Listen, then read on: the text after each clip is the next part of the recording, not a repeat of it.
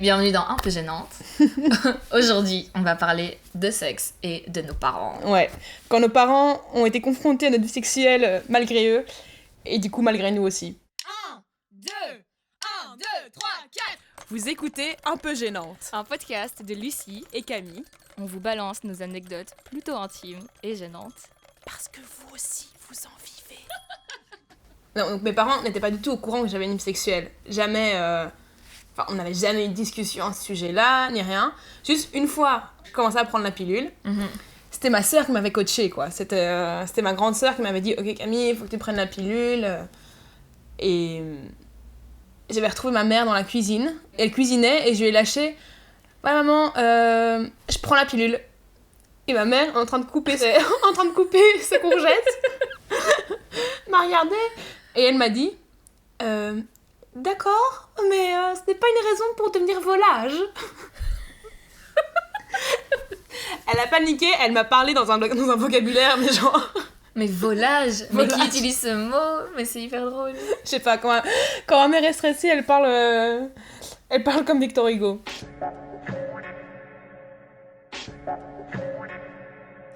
Et toi? C'était quand la première fois que t'as parlé sexe avec tes parents? C'était gênant. Donc, un jour, j'ai fait l'amour avec un type et on n'a pas mis de capote. Donc, déjà, grosse erreur de ma part. Je me sentais hyper conne. Mais j'ai décidé de faire la chose mature, qui est d'aller se faire dépister. Donc, je vais me faire dépister, tout ça se passe bien. Et puis, je me rends compte que je vais devoir payer et que je suis chaud à être remboursée. Et comme une conne, j'ai appelé mon père pour lui demander où étaient mes vignettes, parce que tu dois avoir tes vignettes pour te faire rembourser. Et donc, mon père, beaucoup trop intrusif, il me demande « Ah, mais pourquoi ?» Et je dis « Ah, mais j'étais chez le médecin. » Il fait « Mais pourquoi ?» Je dis « Ah, mais j'ai été faire une prise de sang. » « Ah, mais pourquoi ?» Et je dis « Ah, ben, parce que je voulais me faire dépister pour savoir si j'avais des IST. » « Mais pourquoi ?»« Parce que j'ai fait l'amour sans capote !» Et c'est sorti de moi. Mais j'en avais marre, il m'a posé genre 25 questions. Je sais pas trop, craquer à l'interrogatoire. Mais c'est bon, on m'a posé genre 25 fois la même question. J'étais là, bah si tu voulais pas savoir, fallait pas demander, tu vois. Donc, je lui balance ça au téléphone et il faut savoir que j'avais jamais ramené de mec à la maison. Et j'ai l'impression que quand les parents sont pas au courant et qu'ils ont pas la preuve concrète en face de eux, ils s'imaginent qu'il se passe rien. Donc, mon père s'imaginait qu'il ne se passait rien dans la vie sexuelle. Et il l'a appris en pensant que j'avais le sida.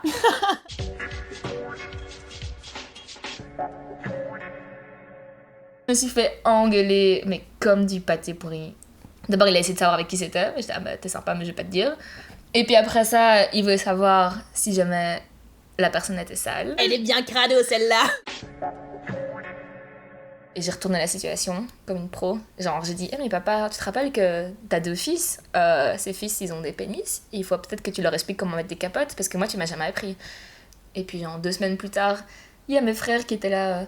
Il me dit, Lucie, t'es sympa, mais genre, moi, je viens de me taper 2 heures malaisantes avec papa sur comment on met des capotes. Et j'ai pas du tout envie que ça me réarrive. Donc, ta vie sexuelle, tu la gères toute seule. Genre, tu ne nous inclus pas dedans, s'il te plaît. En plus, après, j'ai appelé ma mère parce que j'étais là, bon, si mon père est au courant, bah, genre, c'est quand même plus cool de ma part que ma mère le sache. J'avais pas envie qu'elle se sente mise à l'écart de cette situation. Du coup, j'ai appelé ma mère et j'ai fait « Coucou maman, j'ai fait l'amour sans capote. » Et du coup, je me suis fait dépister. Elle est là « Oh ma chérie, bravo, je suis hyper fière de toi que t'ailles te faire dépister. C'est si mature de ta part. Tu m'appelles quand t'as les résultats, hein. Bisous, bisous. »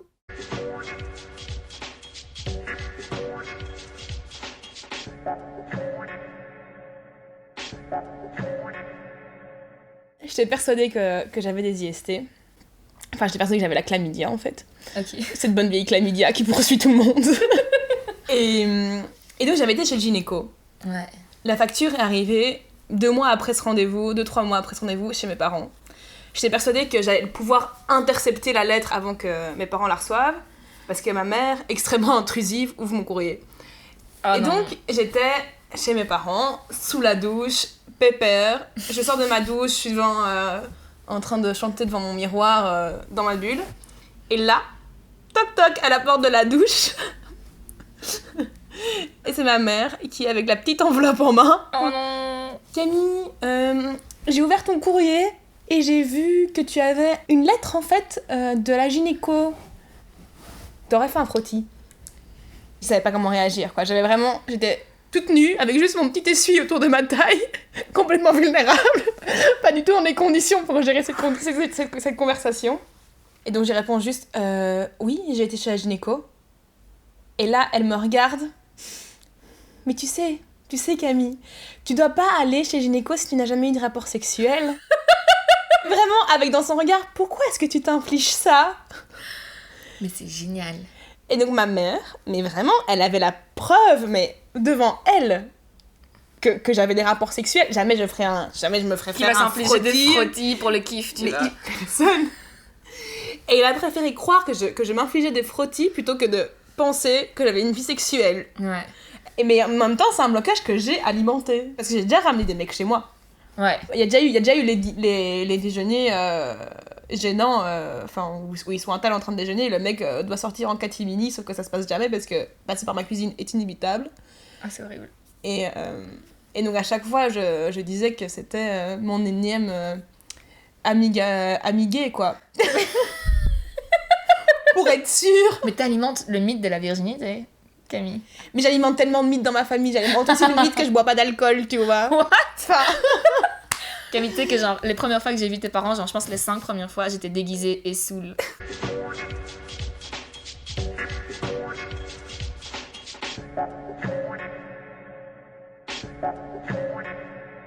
J'ai frôlé la honte familiale qui se serait perpétuée de génération en génération, quoi. En gros, j'avais un sextoy, je partais en Erasmus. Et je me suis dit, j'aurais très bien pu prendre mon sextoy avec moi en Erasmus, mais je sais pas, je me suis dit, je vais devoir passer les contrôles à l'aéroport avec mon sextoy dans mon sac, pas chaude, je sais pas. Ah, on a trop l'impression qu'ils vont vibrer, que ça va être horrible, mais je sais pas si jamais ça se passe en vrai. Non, je crois que ça se passe pas, mais puis bref, on s'en fout. Ok, ouais. Et donc je me suis dit, bon, je vais pas prendre mon sextoy avec moi en Erasmus, je vais donc le cacher sous mon matelas, mais un matelas extrêmement lourd. Et je pars. Je suis au Chili, à l'autre bout du monde. Ma sœur fait un petit séjour à la maison entre 2 logements, un séjour qui dure en fait plusieurs mois. Et on fait un Skype avec mes parents, ma sœur et tout ça. Et ma sœur dit, d'ailleurs, ton matelas, Camille, il est pas du tout confortable, il y a un truc qui me rentre dans le dos. Et donc pour l'instant, j'ai mis un deuxième matelas au-dessus. Mais on va aller racheter un nouveau matelas cette semaine, donc on va remplacer ton ancien matelas. Le sang n'a fait qu'un tour, quoi. J'étais là, ils vont changer le matelas en famille, parce que ces 2 matelas superposés, il faut être plusieurs à les porter, quoi. J'ai des images mentales de ton père qui voit un sextoy. Et donc, je les vois en train de soulever ce truc et voir cette boîte et l'ouvrir. Oh mon Dieu, mais non, plutôt crever. Vraiment, plutôt crever. Je serais restée vivre au Chili, quoi. Option fuite obligatoire. Donc j'essaye tout, quoi. Je fais non, j'adore mon matelas, ne le changez pas. S'il vous plaît, attendez, je revienne pour changer mon matelas. J'ai envie de dormir une dernière fois dedans. Il signifie tellement ce matelas à mes yeux. Non mais voilà, ils étaient là. Notre fille est folle. On va chez Ikea ce week-end. T'as pas le choix. Charlotte va pas continuer à vivre sur un matelas pourri sur un double matelas, quoi. Sky fini et là, je fais les 100 pas dans ma chambre. Je suis là, ok, comment je fais ? J'appelle une pote, elle répond pas, je lui laisse 15 messages vocaux affolés sur WhatsApp disant « Ok, ce que tu vas faire, c'est que tu vas entrer chez mes parents et tu vas dire que t'as laissé un truc dans ma chambre, tu vas prévenir ma soeur que t'as laissé ton sextoy. Non, en fait c'est moi qui dois prendre la responsabilité, c'est mon sextoy, il faut que j'assume que j'ai un sextoy. » Il s'est passé 1000 trucs dans ma tête. Elle me rappelle, on fait un plan, genre « Ok, tu vas chez mes parents à telle heure, mon sextoy est caché en plein milieu de mon lit, sous 2 matelas qui pèsent 15 tonnes. » Et voilà. Ma pote se prend pour Lara Croft en mission hautement confidentielle. Elle sonne chez mes parents.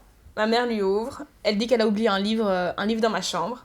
Ma mère, beaucoup trop serviable, lui dit « Ah, mais je vais t'accompagner pour chercher le livre dans la chambre de Camille. » Hop, elle monte, elle sort dans ma chambre. Et là, Salomé se dit « Mais comment je vais faire ? Enfin, comment me débarrasser de la mère de Camille ?» Et là, mais croyez-le ou non, il y a quelqu'un qui sonne à la porte. Le divin. Mais vraiment, le divin sauveur, quoi.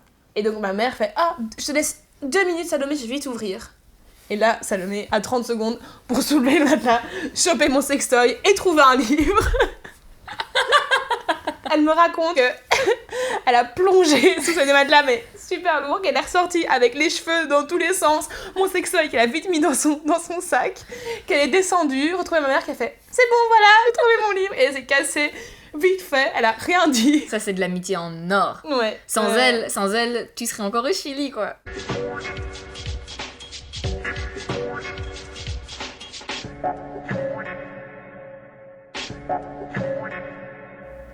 Ah oui, putain, ok, j'ai une autre histoire hyper gênante qui m'est arrivée avec ma famille. Mais. Donc, en gros, un jour, j'étais dans mon lit chez moi Ouais. et j'attendais mon ex et j'ai fait un selfie. Mais genre, un selfie vraiment nul. Genre, juste, on voit clairement que je suis dans mon lit, genre, je suis sur mon oreiller et puis, genre, je fais un peu une duck face intense, genre, avec un petit regard intense fixé sur la caméra, tu vois, genre, quand tu vois, quand tu essaies de faire un regard Fais l'amour. sexuel. Ouais, c'est ça. Fais l'amour à la caméra. Planté. Genre, je me donne, tu vois. Et puis, je pense que j'avais aussi un peu ma main, genre, posée négligemment, genre, sur ma tête pour faire, genre, j'ai une pose cool, j'avais choisi mon angle, enfin, bref. Et je mets une petite légende du style, j'ai trop hâte que tu me rejoignes, ou genre, je t'attends dans mon lit impatiemment. Enfin, genre, je sais plus trop, mais un truc dans cette vibe-là. Et je l'ai envoyé au WhatsApp de mon père et mes deux frères. L'horreur. Et je m'en suis rendu compte directement, et je suis devenue, mais, rouge. Ah, je vais mourir, ma vie sera plus jamais la même et je vais devoir déménager. Ça, c'est horrible. J'étais là, ah, Camille, j'arrive au Chili.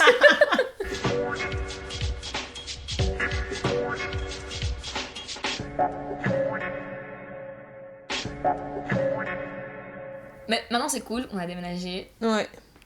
Le sexe est toujours autant un tabou dans ma famille, mais j'y habite plus.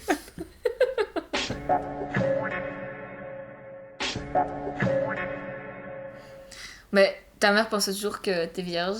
Et mon père, l'autre jour, je me suis fait un tatouage et je lui ai montré. Et j'étais là, ah, regarde, je me suis fait un tatouage et tout ça. Et il était là, ah, franchement, je préfère beaucoup plus quand tu fais des tatouages plutôt que quand tu fais l'amour sans capote.